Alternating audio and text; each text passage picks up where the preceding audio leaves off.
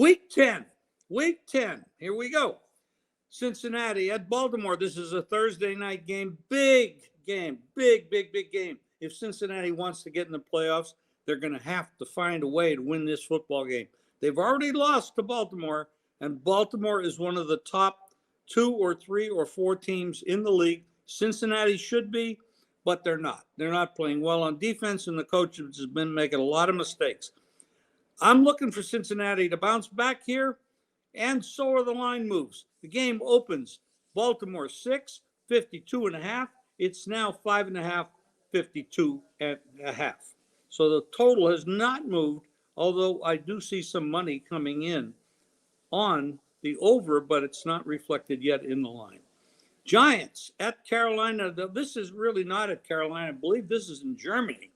So there's no home field advantage, and both these teams are horrible anyway. The game opened, Giants 4.5. It's now 5.5. Who in the heck would be laying points with the Giants? They're terrible, and so is the other team. Carolina, the total 42.5 down to 40.5.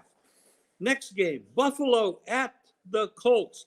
Colts looked horrible the other night with Flacco replacing Richardson, but that will improve. Buffalo is a 4.5-point favorite down to 3.5, so money is coming in on Indianapolis. The total 47.5 down to 47. Minnesota at Jacksonville. Jacksonville is probably going to be the next team to fire their head coach unless they start pulling off some miracles. Minnesota 5.5 down to 4.5. There is money coming in on Jacksonville, and the total went from 46.5 down to 45.5. Pittsburgh and Washington. This is a big game. Washington is 7-2 on the season. Who could have predicted that? It's incredible that they're playing so well. This is one of those teams. Every year you have something like this where the team goes from last to first. Well, they're right there. They're 7-2, and they're hosting Pittsburgh, who's playing very well. And they have Russell Wilson, the quarterback, who is also playing very well. Washington, 2.5, remains 2.5, and the total has gone from 44.5 to 45.5. Atlanta goes to New Orleans. Now, New Orleans is getting some players back. They have been really banged up. Atlanta's playing well, but they're not a dynamite team. This is a division game. Atlanta, 3.5, 48.5, down to 46. But I believe Carr will be playing for New Orleans in this game. Denver goes to Kansas City. This is another division game. We also, Kansas City on Monday night, they won the game. They won it in overtime. I thought that Bowles made a mistake not going for 2 because you really don't want to play extra quarters against Mahomes. Mahomes did hurt his ankle in that game. The line opens in this game, Kansas City 9.5 down to 8, 42.5 down to 41.5.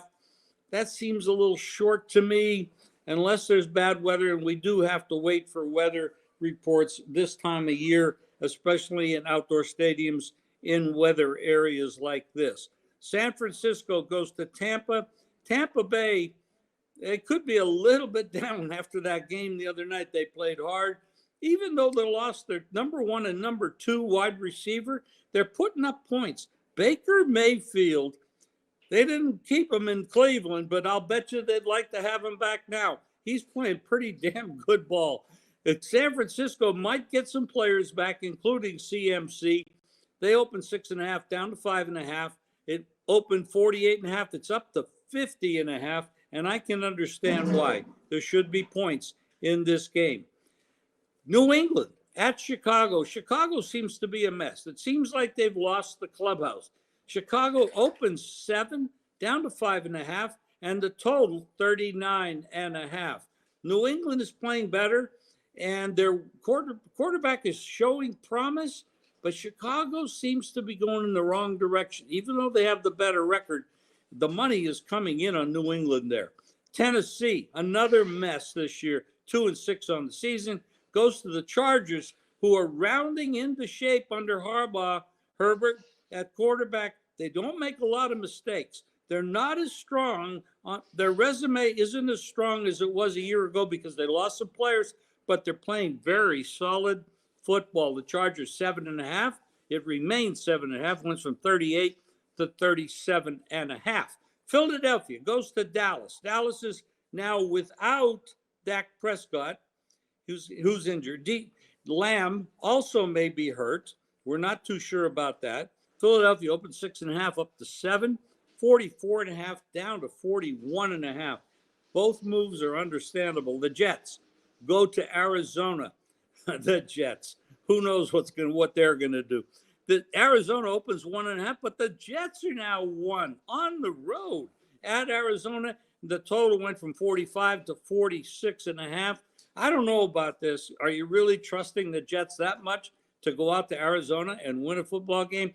But the point spread is definitely, it's basically a pick 'em.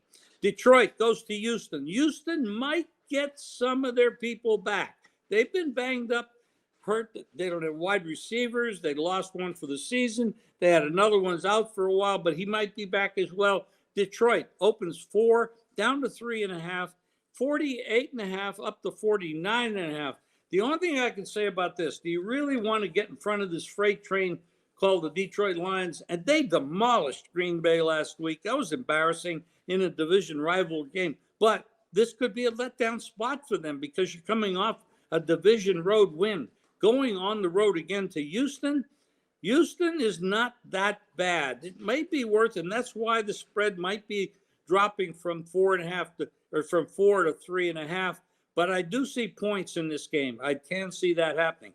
And on Monday night, we have Miami going to the Rams. Now, the Rams came back.